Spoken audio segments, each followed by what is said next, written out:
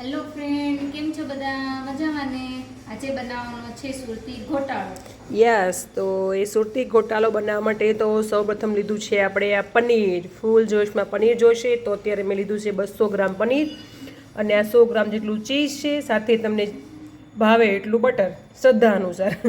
અને એક જોડી પાલક છે, અંદાજે 250 ગ્રામ જેટલી પાલક હશે ને બરાબર સારી ધોઈને સમારીને ધોઈ લીધી છે.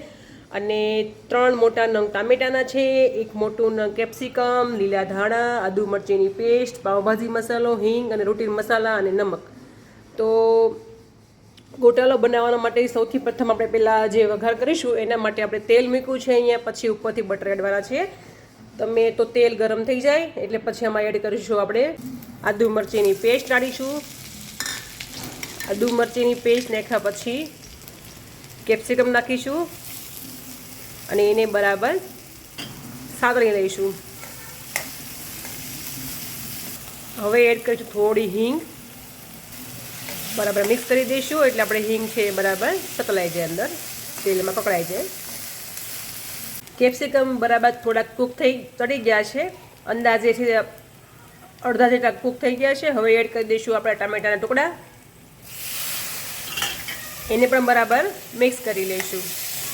અને હવે આપણે આને થોડીક વાર માટે ચડવા દઈશું. ટામેટા ટુકડાને અને કેપ્સિકમને બરાબર કૂક થવા દેવાનું છે, ફૂલ કૂક થવા દેવાનું છે, એકદમ પેસ્ટ જેવું થઈ જાય ને એટલું કૂક થવા દેવાનું છે. હવે આપણે આમાં એડ કરી દઈશું થોડી હળદર, બહુ થોડી નાખવાની છે, થોડું ધાણા જીરું પાવડર. ટામેટા અને કેપ્સિકમ જેટલું જ આપણે નમક એડ કર્યું છે અત્યારે, કેમ કે પાલકમાં અને ચીઝમાં અને બટરમાં થોડું નમક હોય છે એટલા માટે. હવે આને બરાબર મિક્સ કરી લઈશું. હવે આને ઢાંકીને આપણે ચડવા દઈશું. ટામેટા અને કેપ્સિકમ બરાબર ચડી ગયા છે. હવે આપણે એમાં એડ કરી દઈશું પાલક, જે આપણે એકદમ મસ્ત સારી રીતે સમારી લીધી છે, ઝીણી અને ધોઈને મસ્ત કોરી કરી લીધી છે. હવે આપણે એડ કરી દીધી છે આમાં. પાલકને પણ બરાબર મિક્સ કરી લઈશું. હવે એને પણ ઢાંકીને ચડવા દઈશું. પાલક એકદમ મસ્ત કૂક થઈ ગઈ છે. હવે આપણે એમાં એડ કરીશું લીલા ધાણા. હવે એને પણ બરાબર મિક્સ કરી લઈશું. તો એકદમ મસ્ત થઈ ગયું છે ને, એકદમ પેસ્ટ જેવું. આવું જ ચડવા દેવાનું, એકદમ ફૂલ ચડવા દેવાનું, તો જ એનો ટેસ્ટ મસ્ત આવશે. હવે આપણે એમાં એડ કરી દઈશું 2 ચમચી પાવભાજી મસાલો. તમે એમાં ગરમ મસાલો પણ નાખી દો તો ચાલે, પણ પાવભાજી મસાલો વધારે ટેસ્ટ આપે છે. અને હવે એડ કરીશું આપણે 2 ચમચી લાલ મરચું પાવડર. અમે અહીંયા કાશ્મીરી મરચું પાવડર લીધો છે. હવે આપણે એને બરાબર મિક્સ કરી લઈશું. તમે તીખો મરચું પાવડર લો પણ તો પણ ચાલે, પણ જો કાશ્મીરી લો તો તીખાશ ઓછી આવે, કેમ કે આપણે પહેલેથી છે ને આપણે લીલી મરચી આદુ મરચીની પેસ્ટ નાખેલી છે, તો મીડિયમ તીખું થાય એના માટે અમે કાશ્મીરી મરચું લીધું છે. હવે એડ કરીશું આપણે આ 250 ગ્રામ જેટલું પનીર. હવે આને આપણે બરાબર મિક્સ કરી લઈએ હળવા હાથે, એકદમ મસ્ત. હવે આપણે એડ કરી દઈશું આમાં ચીઝને પણ બરાબર મિક્સ કરી દઈશું. છે ને એકદમ મસ્ત યમી ચીઝ ને પનીર ને પાલક ને એનો ટેસ્ટ પણ એમ આવે, જોરદાર ટેસ્ટ લાગે આ.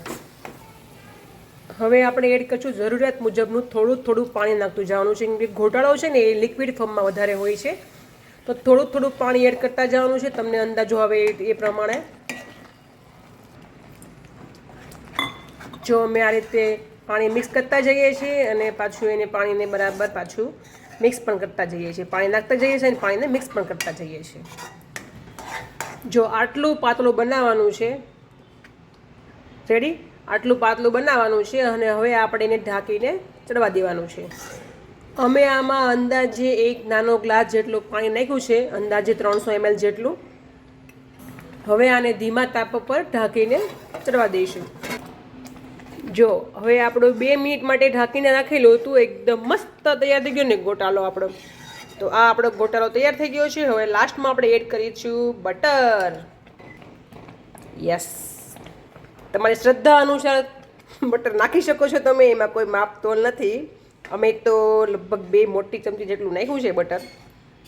જો આ રીતે મિક્સ કરશો ને એટલું મસ્ત યમી બની જશે ને. ચીઝ, પનીર, બટર ભરીને નાખ્યું છે. પછી આ સુરતી ગોટાળો, જે અમારા સુરતના લોકોને પહેલી પસંદ છે આ. તો આ છે અમારો યમ્મી ગોટાલો તૈયાર